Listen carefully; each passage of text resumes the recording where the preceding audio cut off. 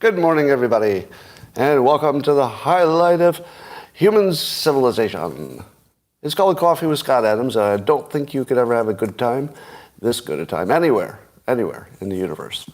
But if you'd like this to go up to levels that only aliens have ever seen before, all you need is a cup or mug or a glass, a tankard, chalice or stein, a canteen, jug or flask, a vessel of any kind.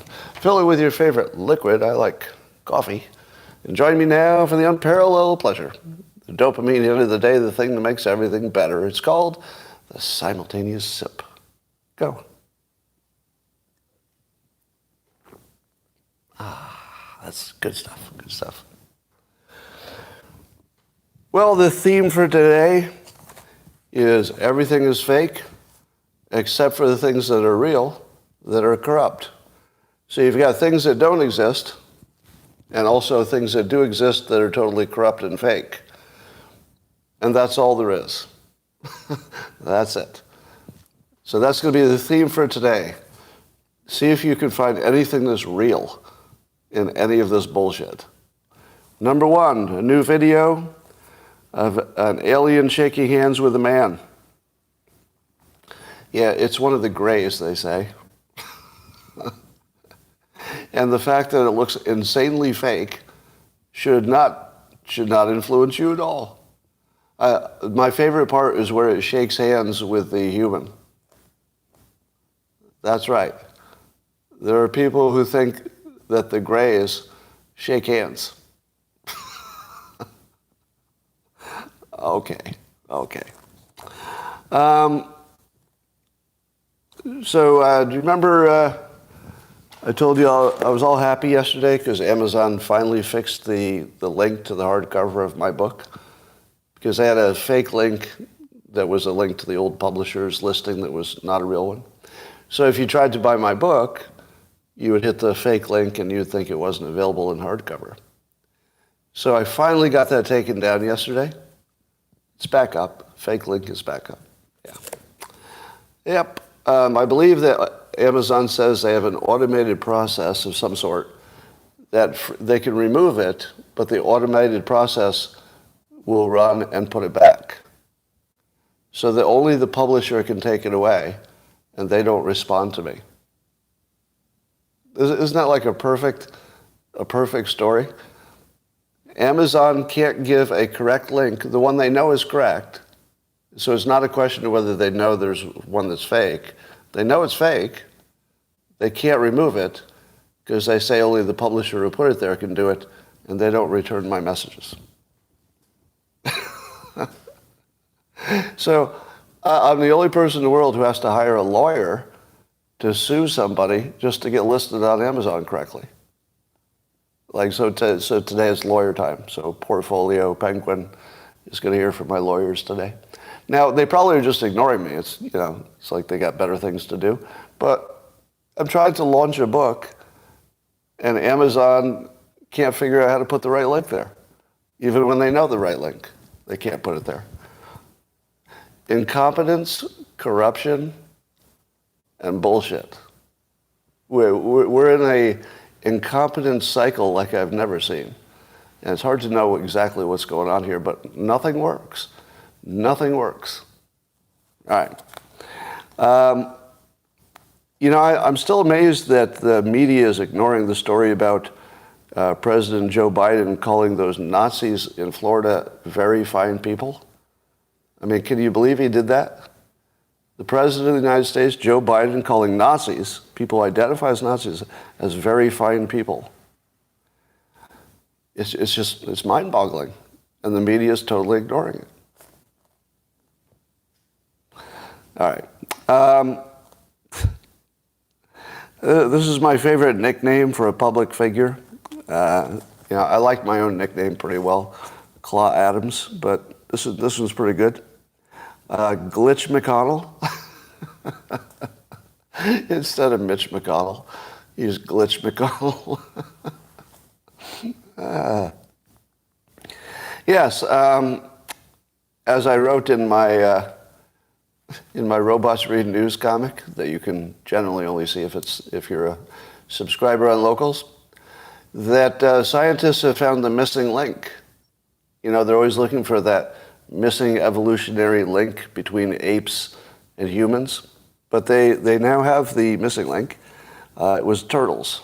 It was turtles all the time. So, because science is totally legit, and if the scientists say it's true, well, who am I to question it? It's not like I'm a scientist. So if the missing link between apes and people is turtles, sounds reasonable to me. Like, why would they lie? Right. Now, but the funny thing is the name of the turtle. It's called Meconolus speakerus. Meconolus speakerus is the name of the turtle they found. You should just assume that nothing I say today is true. All right, Thomas Massie is getting ready to sue somebody if he's going to file a lawsuit if Biden reinstates the federal mask mandate on airplanes. Who do you sue exactly? The government? Can you sue the federal government because of mask mandates? I don't know who you would sue, but he's going to sue somebody, so good for him. At least there's somebody showing some backbone and some pushback. But, you know, it's easy if you're sort of in one news bubble to imagine that the rest of the public feels the same way. But at least half of the public thinks that masks are going to save their lives. I don't want to report this to you because I know how you're going to feel about it. But where I live, masks have come out. And specifically, they're out for people who are walking alone and riding bicycles by themselves. No joke. It's the people walking alone, literally, outdoors, and on bicycles outdoors alone, fully masked. Now, what do I do about that? You know, the only solace I can take is that there was recently a study that backed masks for one purpose. I don't know if you saw it, but it was a study that said that they studied mask usage, and masks are 50% effective in curing ugliness. I'll wait. Let that sink in a little bit. Okay. You know, I actually have a theory that some people like masks because they don't like how they look. The people who are alone and wearing a mask, I don't really think that's about COVID. I feel like they're taking the opportunity to cover their faces because they want to cover their faces. That's what it feels like. It doesn't feel like they're actually afraid of the virus. I mean, not riding a bicycle. It feels like they prefer having a mask on for whatever reason. But anyway, Glitch McConnell, as Emerald Robinson called him in a tweet, she tweeted that Glitch McConnell temporarily unfreezes. This is the way we're talking about our leaders. He temporarily can talk. Temporarily unfreezes to spew CIA talking points before returning to a meat locker somewhere inside the Capitol. The GOP is a joke. All right. You know, you can take sides all you want, right? But the Republicans are a fucking disaster. There's no way around it. The Republican Party is just a disaster at this point. Yeah. Now, there are certainly individuals who are stars. I love my Thomas Massies and Tom Cotton and a lot of the people running for president. But really? Do you want any credibility at all? Basically, leaving McConnell in office takes all the credibility from the Republican Party. The Democrats quite legitimately can ignore everything they say. I mean, it's very much like the Judge Jeanine thing, where if somebody lies to you about one thing, you're certainly within your logical and within your rights to imagine that everything else they say is non-credible as well.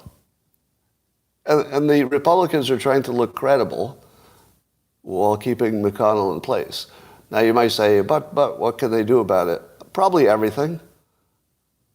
Probably everything. You don't think that they could get rid of him if they were unified? I don't know. I mean, I don't know what the problem is. My guess is he's got too much blackmail on people. Do you think it could be anything else? It's got to be either blackmail or he's the one who doles out the rewards. So basically the people who need him to give them rewards, some kind of, I don't know, assignments to committees or whatever the hell he does. But this could not be a more broken government. To say that we have a functioning government would just be a joke. We don't have a government, nor do we have an opposition. We don't have anything. At least if your opposition was healthy and functioning, you could say, well, even if something happens to the government, the opposition's good. I think J.D. Vance was pushing for some legislation to ban masks, right? And I doubt it would be passed. Doesn't matter what people want, because the government doesn't work. So I thought this was funny. As you know, the ADL is in a pitched battle with Elon Musk. So the ADL tried to destroy Twitter when Musk bought it. And they're making claims which, of course, don't sound like they're factually true, but about things got much worse on Twitter as soon as Musk took over. But they said it before he took over. I mean, they're making the claims before he'd made any changes and before the transaction was done. So you can see that the claims about Elon Musk were unrelated to anything that was actually happening factually. So the ADL tries to destroy Twitter, now X, by punishing its advertisers and saying, basically they'll have a big reputational problem if they keep going with advertising.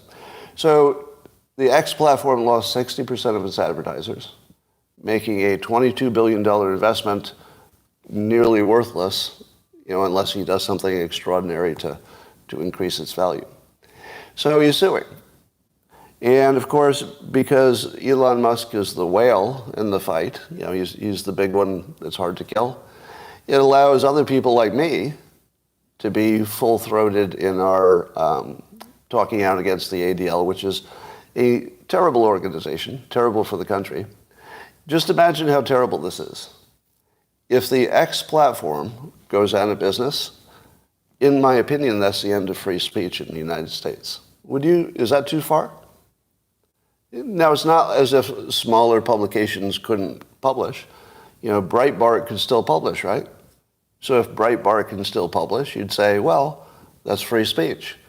Except, Breitbart is hidden, or at least it used to be, I think it still is, by Google search. If you try to look for Breitbart, it's just hidden by the search engines and the social media companies. So is that free? How about Fox News? Well, Fox News they're free, right? Fox News was taking advertisement from TikTok. Do I need to connect the dots? That's not exactly a free publication if they're taking advertising from a Chinese organ. That's not even close to being credible, unfortunately. I hate to say it, but I mean, that's sort of a line too far. And so in my opinion, if the X platform goes down, that's the end of free speech. And would you agree that free speech is the only thing that holds, the republic together? And if America falls apart, that could have a ripple effect of a proportion we can't even imagine. So the ADL, and one person in particular, that Jonathan Greenblatt, who's a bad, bad human being. Let me tell you, he's a bad person. Oh my God. He's just evil to the core. Because what he does is smear people, like me, he smeared me in public, to basically ruin your life and your career for purely political gain. Now the cover is that they're trying to get rid of defamation. They're trying to get rid of discrimination and help people. But none of that's real.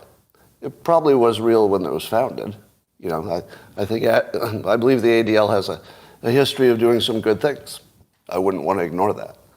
But at the moment, their leader is pure evil, and he's ruined their reputation forever.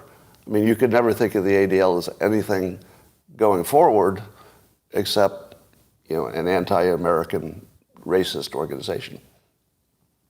If I were a Jewish American, I would be really mad that the ADL is making me look so bad, because I don't think you need any more problems, right?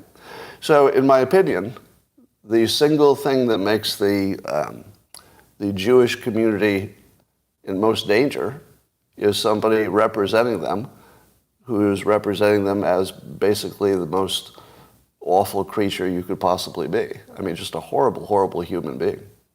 And so so there was so much pressure. You could see Glenn Greenwald and Michael Schellenberger and me and a bunch of other people were sort of piling on the ADL because it's a little bit safer to do.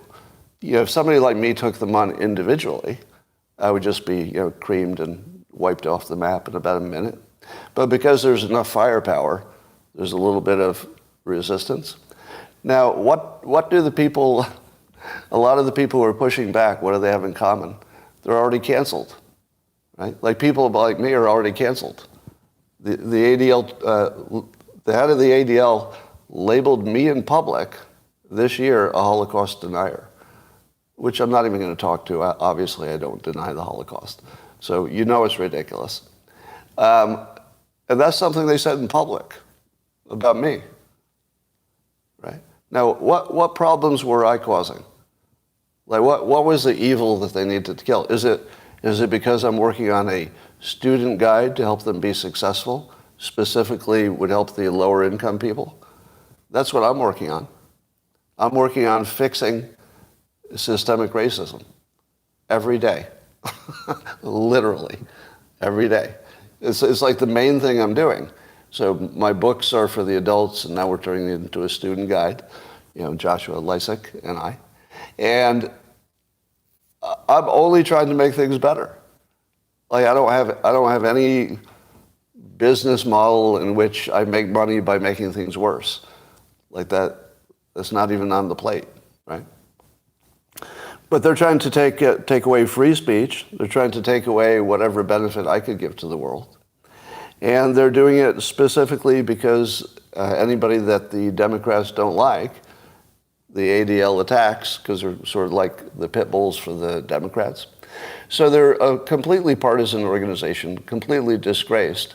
So if you were completely disgraced and probably a existential threat to humanity itself, through the suppression of free speech and the ripple effect that would have, where would they go to rehabilitate themselves so that they could, fight back and show that they were serious and good people?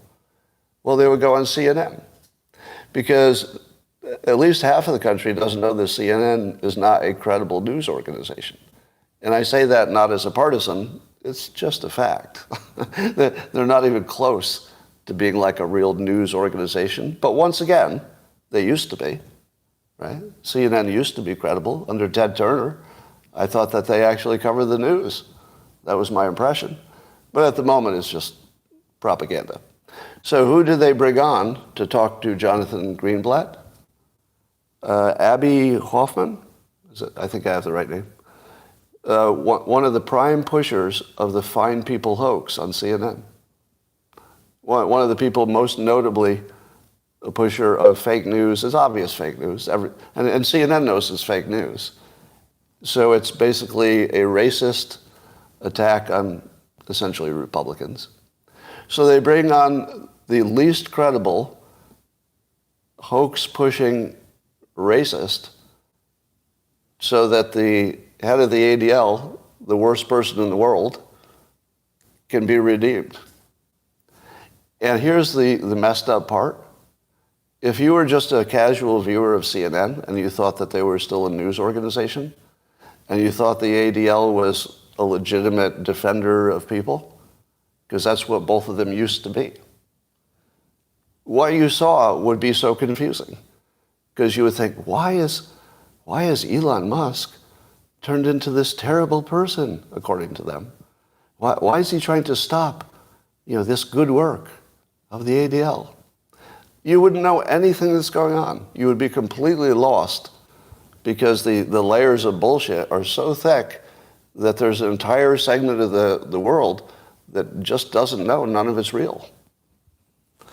So anyway, it's going to be part of my mission to make sure the ADL has the worst reputation they could possibly have, because they are an existential threat to the United States. All right. There's a big story about the Liberty Safe Company, who with what would you call it, a legal cover, were asked by the FBI to give up their secret code that would open a customer's safe. There was a warrant. Yeah, there was a warrant. Let me use the legal word. So the FBI had a warrant. It was all very illegal. I don't even remember what the case was. Whose safe was it? Can you remind me whose safe they got into, which turned out to be less important than the safe story? Oh, it was one of the January 6ers. Okay. So one of the January 6ers had a Liberty safe by the Liberty Company. And so the FBI wanted to get in it, so they just took a warrant to the safe company, and they got the secret code and went and opened the safe. Now, what did all the Republicans say about that, conservatives? They said, my God, what's the point of having a safe if law enforcement can open it anytime they want? Do you know how dumb that argument is? I hate to say. All right, so here I'm going to offend most of you, because most of you are on the side of, how could they have a back door to the safe and give it to law enforcement, right? And you're all like, oh, that's terrible. Okay, that's the worst argument. Let me wake you up for a little bit. There's no such thing as a safe the FBI can't get into. They were going to get into the safe. Do you think that the code was the only way they were going to get into the safe? Of course not. So does it matter that the company had the code? Now, the reason the company keeps the code is for the benefit of the customers, right? It's the benefit of the customers. That's the only reason. So if you lose your, I don't know, if you can't get into your own safe, forget the combo or something, then you can call the company and they'll give you your secret code once they determine it's really you, and you can get in. Now, the company is probably going to get boycotted by conservatives because they don't understand anything about how anything works. Let me ask you this. Did you not already know that the safe companies have a secret code? You didn't already know that? Really? Of course. Of course they do. Right. And are you also worried about digital money? Is anybody worried about the government having, digital money, like a digital currency? Because then they can turn off your services, make you not buy things, right? Yeah. How much cash do you keep in your wallet versus your credit card purchases and your ATM, your debit card? When was the last time you paid cash for anything? Do some of you still use cash? I literally don't know the last, I can think of one, I guess. Almost all of your purchases are with digital money. They can turn off your credit card anytime they want. They can turn off your bank tomorrow. They don't need any digital currency to turn off your ability to buy stuff. Now, in the short run, you could maybe figure out how to be live off the grid and have cash. But how long is that going to last? That's not exactly a lasting, you're going to pay your mortgage with cash. I mean, the government can turn off your spending anytime they want, and always could. Well, always, since there were credit cards and banks and stuff. Yeah. So a lot of what people are worried will happen happened a long time ago. It's the same with privacy. You're worried that they might get into your stuff? But where have you been? The government can get into anything they're interested in. Anything. They just need a reason. Do you think that they care about what you're doing if you're not, interesting? In other words, if you haven't done something political or done something illegal, they don't care.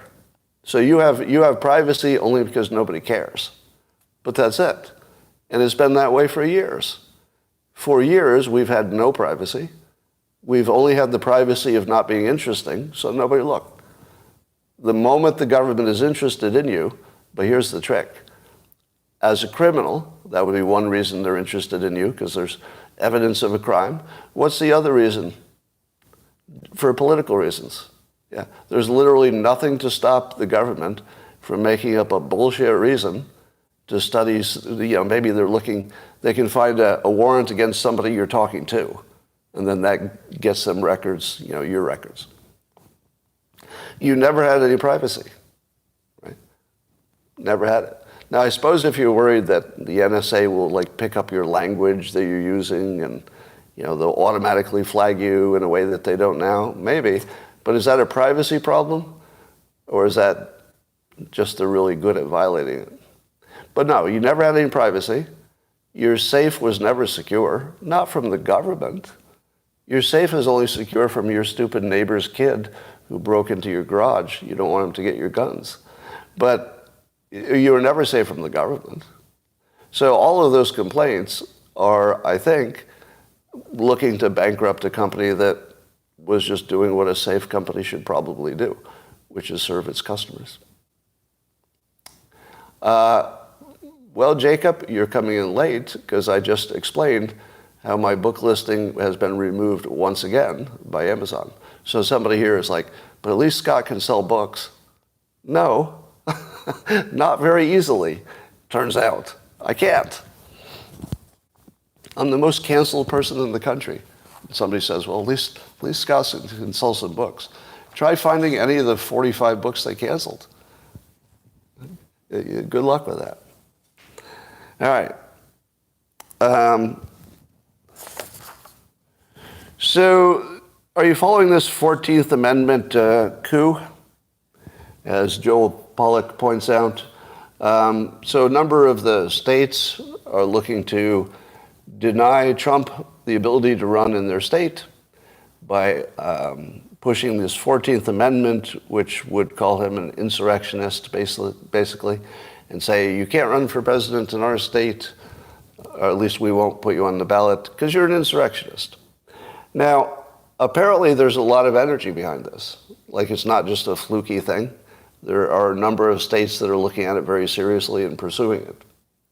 Now, as Joel points out, the Democrats are operating like the Iranian regime. Does that sound too far?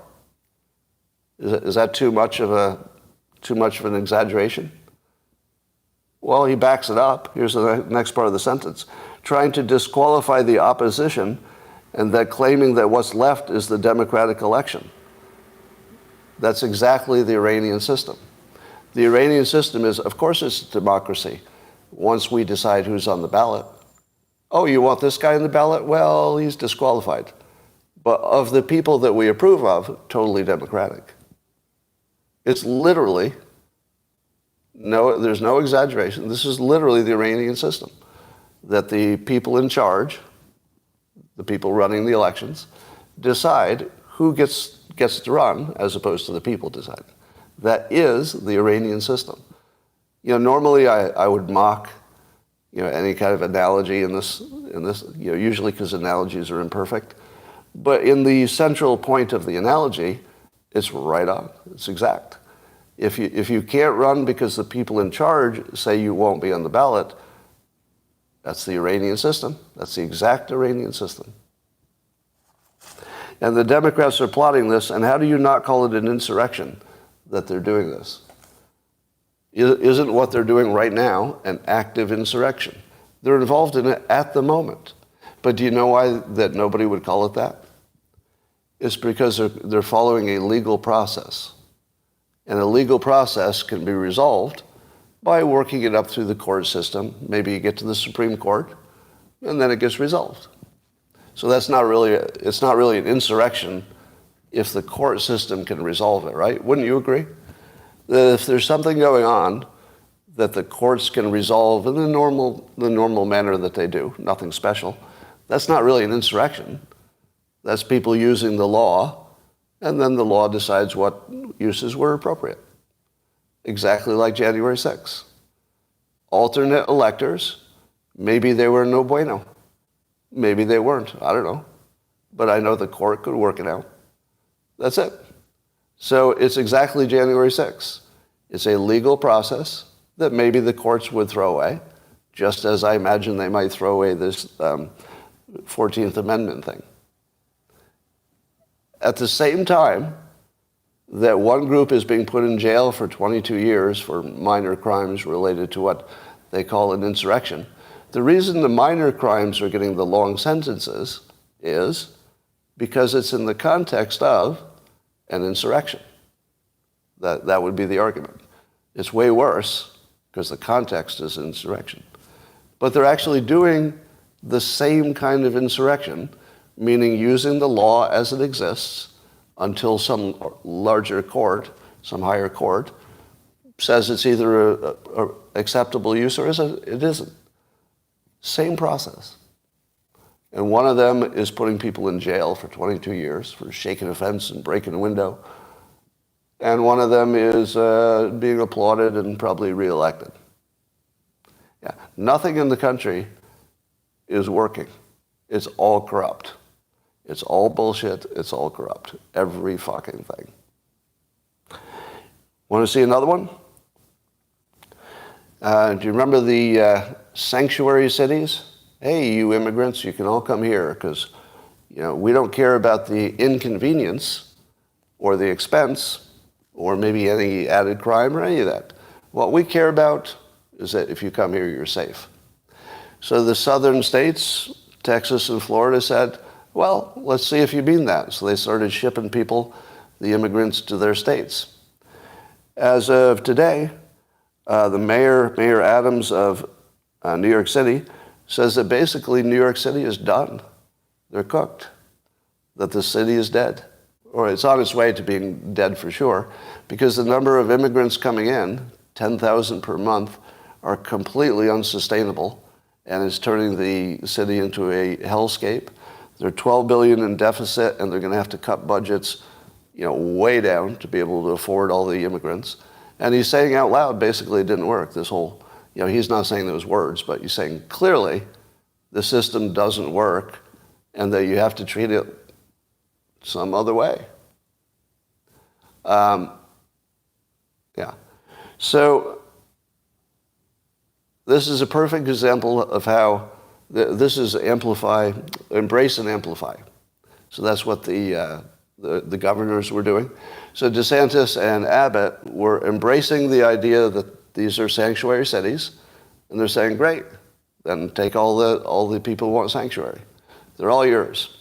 So all they did is follow the rules the way they were presented, and they found that nobody liked it. Because you know why? The rules were never real. They were always bullshit.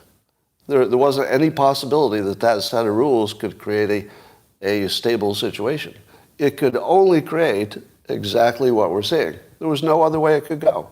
And I think everybody knew it, but it took two smart governors to, push the case.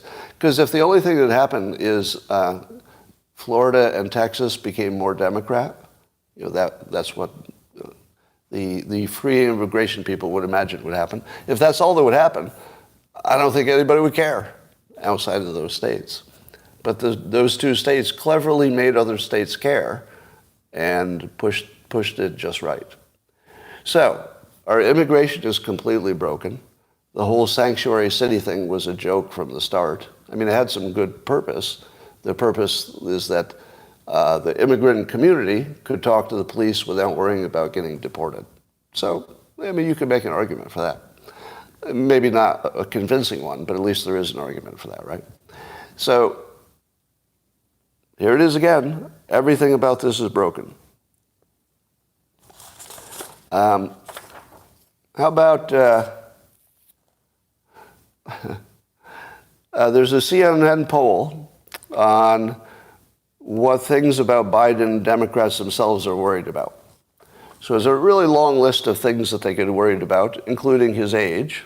That was the number one answer, 49%. But also had a whole list of other things that people could be worried about, such as his policies, right? But the interesting thing is that how many of the things on the list also got to his incompetence. For example, these are separate categories. You could be worried that he's too old, You could be worried separately that he's mentally incompetent. What does too old mean?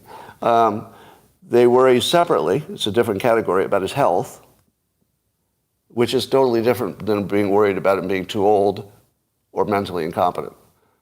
Health is a whole different category.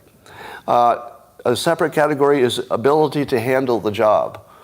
Ability to handle the job. What would be the reason they would even think of that? The other one is a separate category, his stamina. Totally different from his age, his stamina. And then another one is misspeaking and blunders. Misspeaking and blunders. 1, 2, 3, 4, 5, 6 different categories that were all the same thing. That his brain is gone. That's it. They had to break it into 6 categories so that you couldn't see how many Democrats agree his brain is gone. Oh, I don't know if his brain is gone, but I'd be a little worried about his stamina. Or, oh, no, I don't know about if he's too old, but I'm worried a little bit about his health. Come on. Even the poll is complete misleading bullshit. And I know some people say, well, look, CNN did a poll to make Biden look bad because half of the Democrats say he's too old. No, they didn't. They made a poll that cleverly disguised how badly he's doing, even comparing, even his own party. All right, here's a story. I don't know if this is true. Saw this on X. And here's the claim. So you know that Larry Sinclair guy who's claiming he had some oral sex with Obama, did some coke back when Obama was pre-famous, or I guess he was just starting out or something. Now, I think we all agree we don't care, right? So none of us care what Obama did in his private life before he was a public figure. I don't really care. Now you could argue the hypocrisy and how did the news cover it versus how did they cover other things. So you could extend that, the thing you don't care about, to maybe some things you do care about. But I don't know, that feels just cheap to me. To me, I just can't care. But that's not where I'm going on this. So part of the claim, and I don't know if this is true. All right, we're coming from a source that would require some backup, I would think. But the claim is that after Larry Sinclair went public with his claims about Obama, first in 2008, that Beau Biden put out an arrest warrant from him from Delaware. Beau Biden. So Beau Biden tried to have him arrested immediately after he went public about Obama. But now the arrest was valid, right? He was arrested for a real crime? Apparently not, because he didn't get convicted of any real crimes. Apparently not. But what did happen is that Joe Biden became the vice president soon after Beau Biden did a favor for Obama. That's right. So Beau Biden does a favor for Obama by taking out his critic. And then the father is picked as the vice president soon after.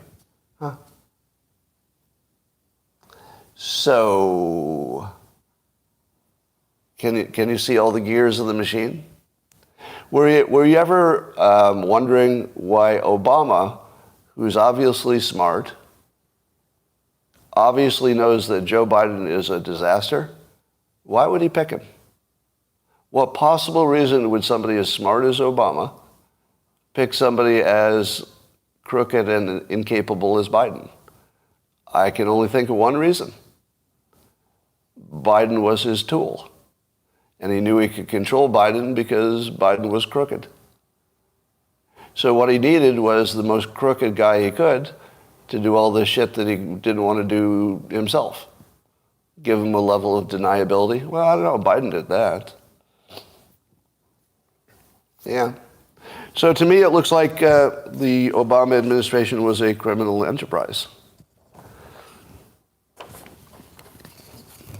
Is that too strong? I think it was a criminal enterprise. Yeah. All the indications are that.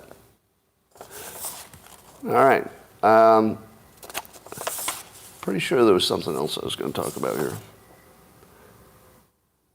Oh, Microsoft is going to try to meet their climate goals by storing CO2 in rocks.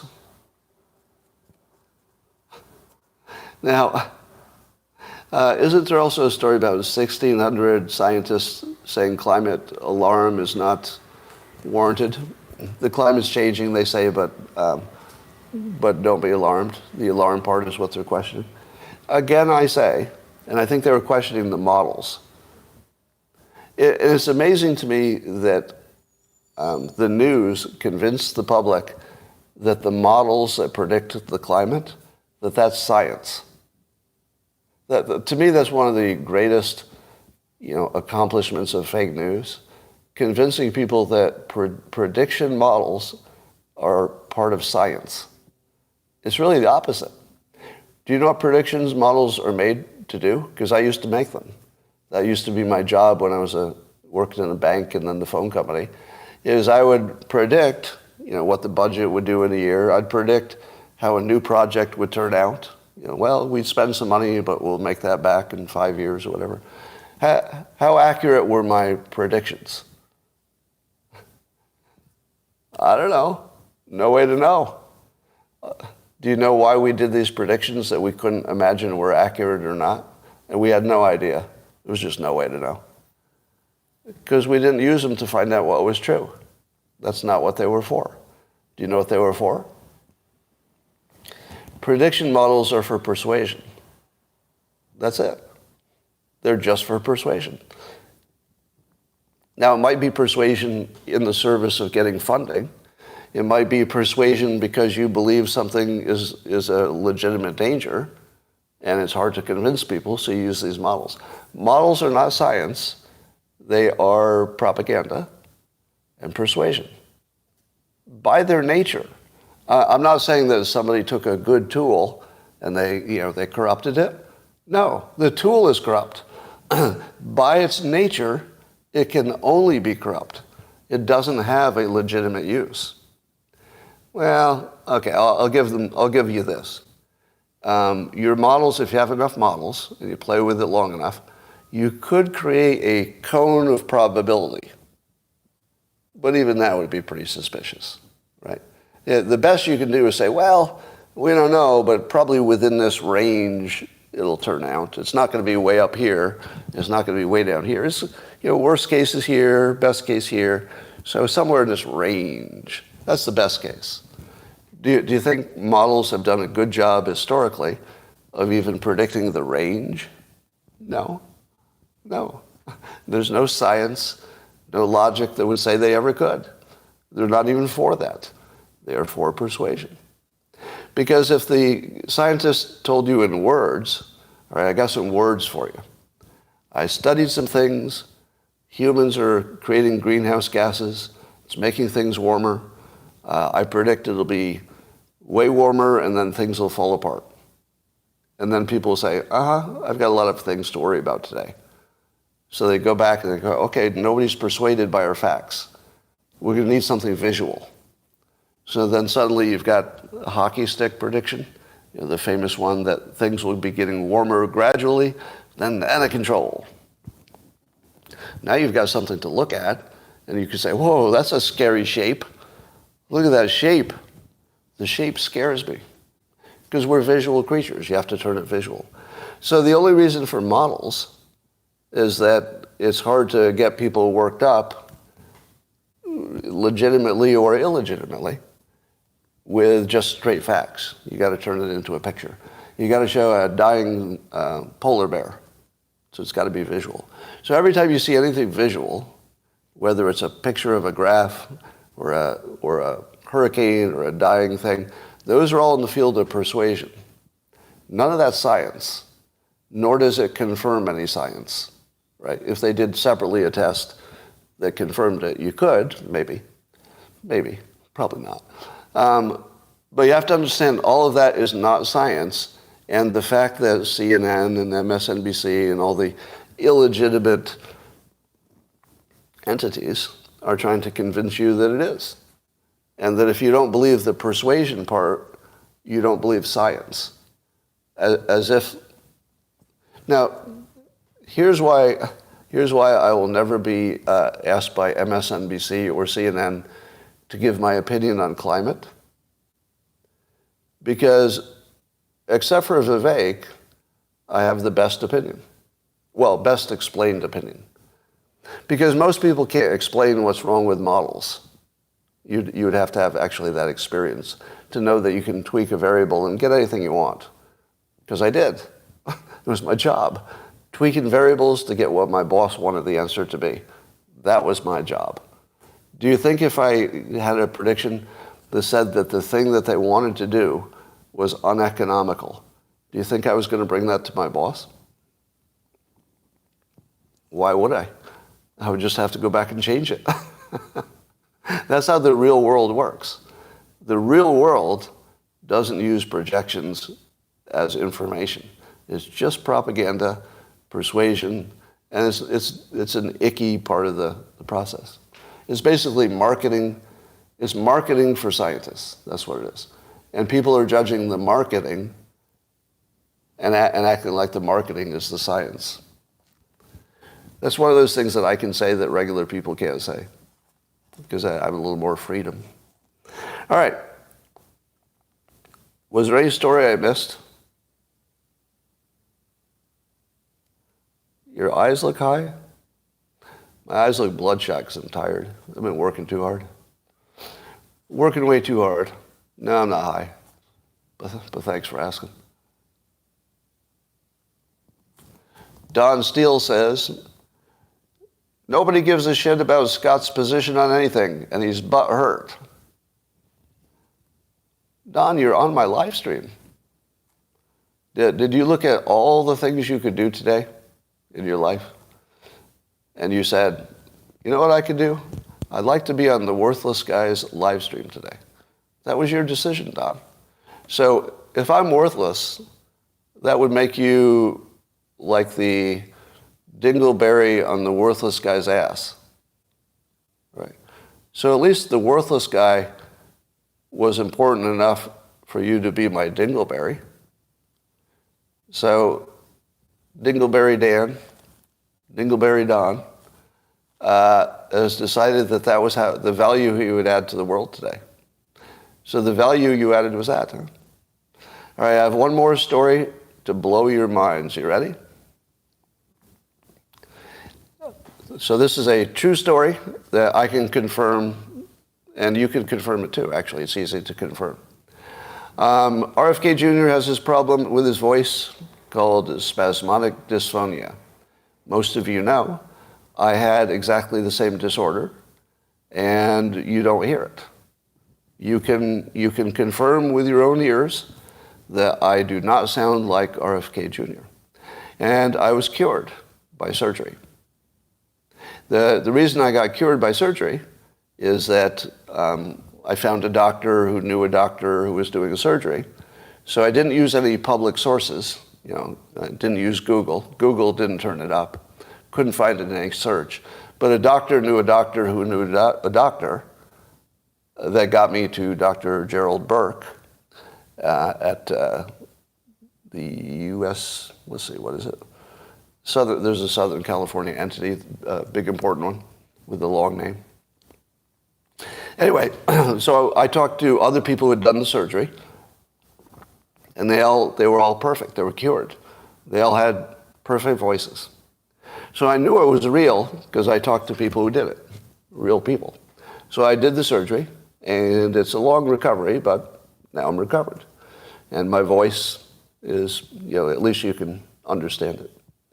Now, if you were to do a Google search, which, by the way, I would invite you to do right now. If you have a second screen, type in cure for spasmodic dysphonia. And what should pop up? The cure, right? I have the cure. It's a known surgery by very respectable top surgeons. It's not, I'm not talking about randos. I'm talking about one of the top surgeons in this field invented the cure. But no, instead of saying that there's a cure, it'll say there's no cure, but it can be treated by Botox injections through the front of your throat to your vocal cords that will stun the vocal cords with a little bit of poison so that they don't spasm as hard, but you talk like you did helium. You could talk, but no matter what your voice sounded like before, it would sound like this. So sometimes for like a week, your voice would be okay, but several weeks later, after it got worse and worse and worse and worse, then you would get another shot. And it would still be worse because you just get shot. But then after a week or so, you'd be able to talk like this for a little while. And remember, the injection goes through the front of your throat to reach the interior back of your throat where your vocal cords are. And they're just kind of guessing. They're guessing if the needle's hitting the right place because they can't see it. And they use a little sound thing where you go, I think you hum or something. You go, huh, and then they see if they can pick up the sound. But they're basically kind of guessing. I had this treatment. It's the most horrid medical procedure I've ever had because you're awake when they stick a needle through the front of your throat. The first needle is just to dead your throat because the second needle's the big one. Yeah, it's literally the worst thing I've ever done. So I stopped doing it because I had to stop doing it to find out if any other thing worked. Because if you were doing the Botox injections, you couldn't really test anything else because they would be, ruining the experiment. So I let mine wear off so that I couldn't speak pretty much at all for, a year or so, until I found the surgery. And there's a long recovery, so it takes a long time to recover, but it works. So now, some of you have done your Google search, right? And you searched cure for spasmodic dysphonia. And what did you discover? That the surgery is not listed. It says there's no cure, but you can treat it with Botox, which they use the technical name for, and that you'll have to keep doing it for the rest of your life. I think the last time I priced it was $900 of Botox per treatment, and I'd have to go back once a month, times, 50,000 people. So 50,000 people, 900 a month. And for that kind of money, what happens when you do a Google search? It only says Botox. That's right. So right now there are, I would guess, something like 30,000 people in the country who have the problem. And if they're lucky enough to know the name of the problem, which is actually hard to get, because if you think it could be one of 50 different things, and you've never heard of spasmodic dysphonia, so you don't even know what to look for. But if you're lucky enough to find the name, you'll search for the cure, and it won't be there. And then your doctor will say, well, let me look. The doctor can't find it either, with different sources. Think about that. The doctor can't find out there's a cure. Now, most doctors don't deal with many of these because it's sufficiently rare that most doctors will never see one case, right? So it's spread around everywhere. So probably 30,000 people have a voice disorder, which is very highly correlated with suicide. Do you know why this voice disorder is correlated with suicide, or at least suicide ideation? Because you want to kill yourself the whole time.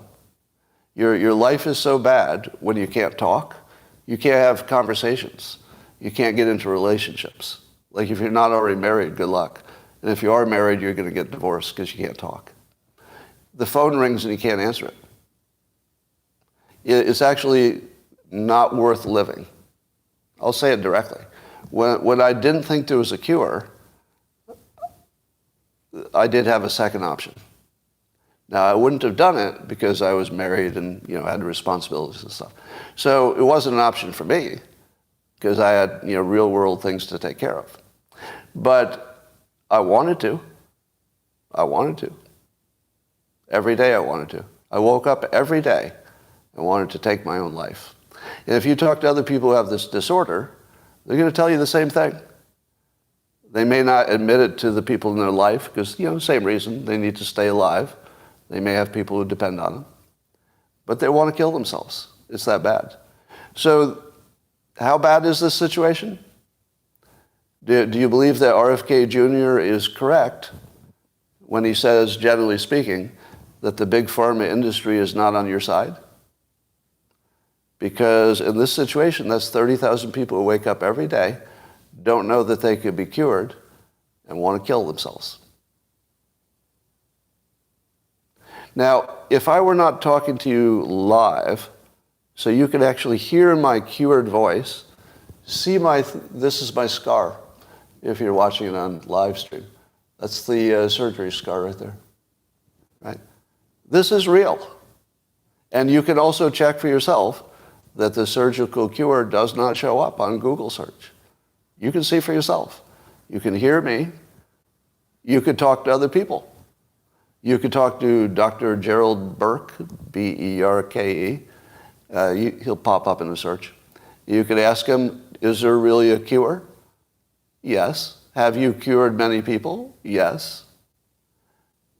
Has Scott done a publicity campaign so that people would know this cure is available? I have. In fact, there was a People feature story about me just to highlight that there's a cure. Do you think that comes up if you do a search? Nope. Nope. I don't even know if you could ever find it, but it wouldn't be anywhere near the top. So I did a whole publicity, I spent a lot of time talking to news people and outlets and magazines so that other people could do a Google search. This is exactly why I did it. I did it for the SEO. I did it so it would show up on a Google search. Didn't work. It worked for a little while.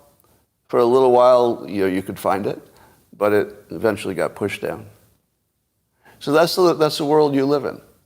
You've got a Mitch McConnell who I have to assume is corrupt, because otherwise he would have retired.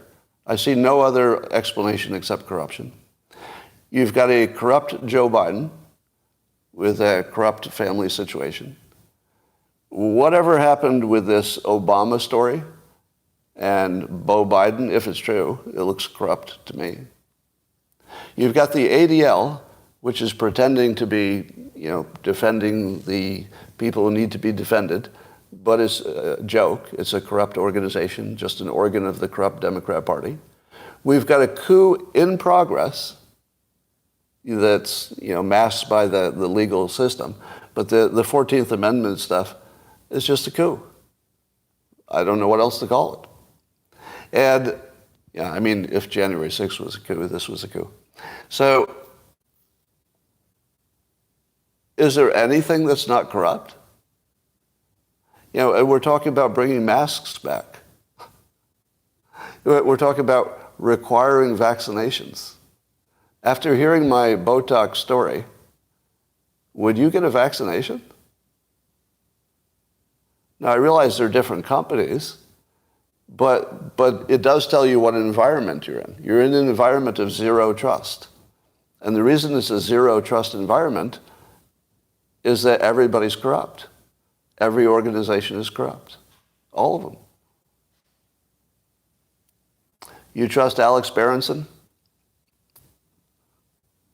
Good luck. Yeah, I get that the critics got some stuff right, but there's nobody you can trust. Yeah, I wouldn't confuse somebody who agrees with you with somebody who's credible. Those are not the same things. Because, I believe he questioned everything about the pandemic and got 3/4 of him right. Is that about right? He basically said everything was bullshit no matter what they said, and he was probably right 75% of the time, which is impressive. It's pretty impressive, actually. But somebody was going to be right, and that's the part the public doesn't see. For any question that's binary, it's either true or it's not true, won't there always be people on both sides? So you can guarantee that somebody's going to be right, but not because they're smart. There just had to be somebody right because there were only two choices and there were people on both sides. So of course somebody was going to be right. Dr. Peter McCullough says the House of Medicine is on fire. True. And Dr. Jordan Peterson just called out Dr. McCullough for not understanding a study. And in a really basic way. So if Dr. McCullough is your standard, he also, I think, was right about a lot of stuff, right? Wasn't he right about a lot of stuff? In his skepticism, I think his skepticism was more right than wrong. But it's also true that the examples he used were embarrassingly misinterpreted. Both things can be true. So the medical community seems completely fraudulent. Oh, somebody found the, how hard did you have to look for it before you found my surgical cure? Success rates range from 50 to 80% with surgery. It's not for every patient. Well, that's true. But Mount Sinai is also not the experts at that surgery. If you talk to the person who invented it, it's closer to a 75% improvement. But you do have to pick. You have to pick your patients. That is correct. If you don't have some selectivity about the patients, it'll be lower, of course. You are maybe Rupert. Maybe the vax data was done by age and by comorbidity. Do you think it was? Maybe. I'll give you the maybe on that. But Dr. Peterson asked the question, and I would have asked the same one. 75% is not a complete cure. No, 75% are people who are happy that they had functional voices. So do I sound cured? Does it sound like you can't understand what I say? That's a complete cure. So, but not for every person, that's true. People had various forms of success. We don't judge you for getting vaxxed. Well, most of you do, actually. Yeah, most of you who are mad at my vaccination status are comparing it to your own choices for a different body. Now, I don't know how many times I have to say that's stupid, but I'm just giving up on it for now. I'm just going to give up on it. Because I don't know how you can, I don't know how many times a 25-year-old healthy person can say that I should have made the same choice, no doubt about it. Maybe I should have. Maybe I should have. But if you're not me, stay the fuck out of it. All right. My reason was weak. You don't know my reason. If you think my reason was weak, you don't know my reason. So let's understand that you don't know what my internal thought process was. Would you agree with that? Would you agree that none of you know my internal thought process? So therefore you don't know anything. Because you're judging my thought process. You're not judging the vaccination. You're judging me. So you actually think you're a mind reader of some kind. Because you think I should have made the same choice as you, even though I was in a completely different and unique situation. Yeah.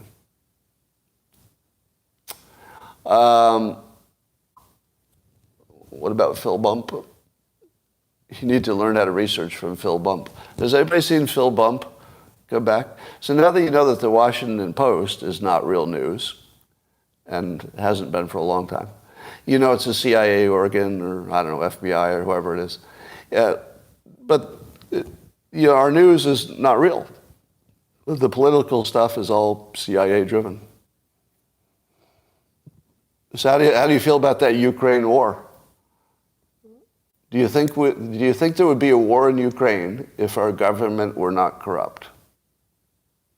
I don't think so. I don't think so. I mean, maybe Putin would have taken over Ukraine. That's possible. But I don't think there would be a war without corruption.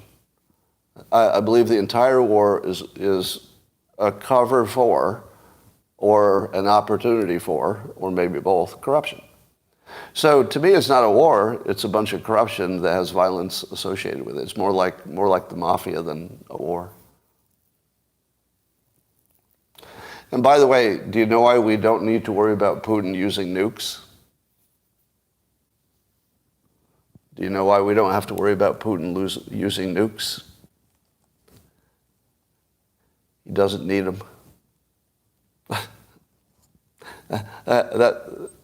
To me, that's the whole story. Because he has more bodies than the Ukrainians, and apparently the Russians don't have any political pushback.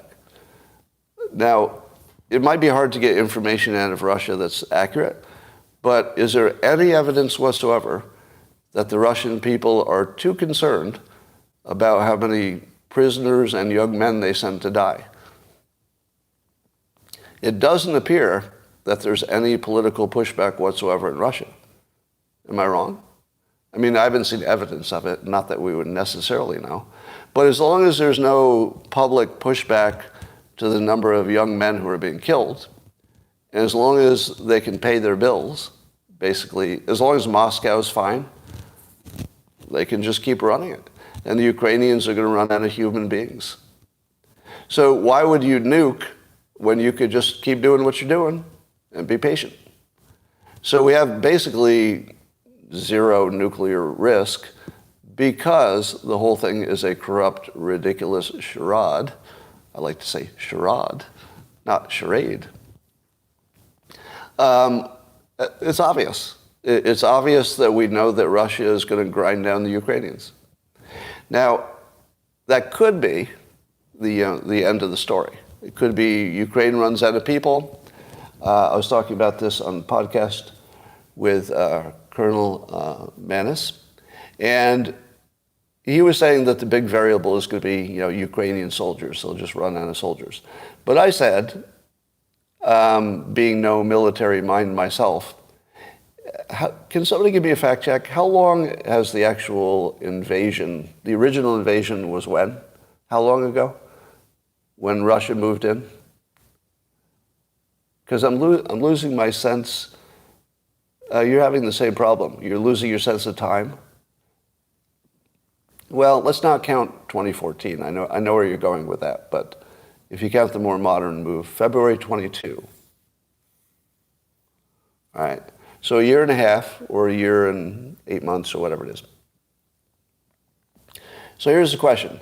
Do you think that in a year and 8 months or whatever, the United States, working with Ukraine, do you think that they haven't built an enormous drone army that's waiting to be launched?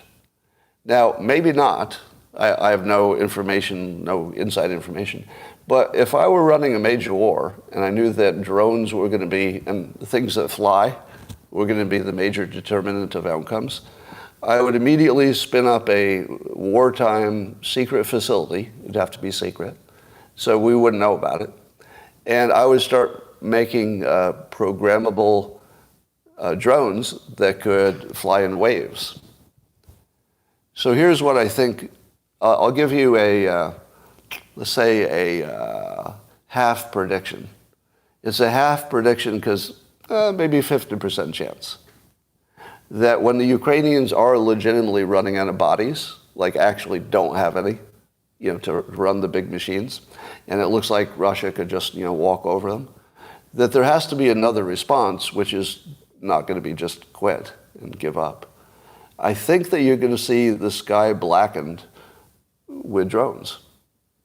I feel like there might be an enormous, let's say, wave of drones that nobody's ever seen in warfare before that would only be unleashed if it's necessary. That otherwise, maybe we'd keep this in our back pocket. But I feel like the Ukrainians would not be managing the drones, if you know what I mean. So if you have one, let's say, master control to handle an army of drones that are operating in unison, and just blacking the sky over the enemy. You would need somebody who's like the central operator of that. And there's no way that's going to be a Ukrainian. Am I wrong? It's going to be an American. Because, or maybe NATO, but I don't see anybody but America making that many drones that fast. Now, as Colonel Manna said, we may not have the manufacturing ability anymore. It's possible we don't know how to do it. You know, maybe there's some parts we can't get. Maybe we would need China to do it, and you know that would be awkward. But here's my best guess. There is an enormous secret, just a guess, enormous secret drone fleet that's being prepared. It might be a few months away from being ready or something. But if you could just send over a wave of killer drones, that changes the war, doesn't it? I don't know how you would defend against it. There would just be too many. So, yeah, I think the thing that would keep us from doing it is that it would be too obvious that Americans were operating them.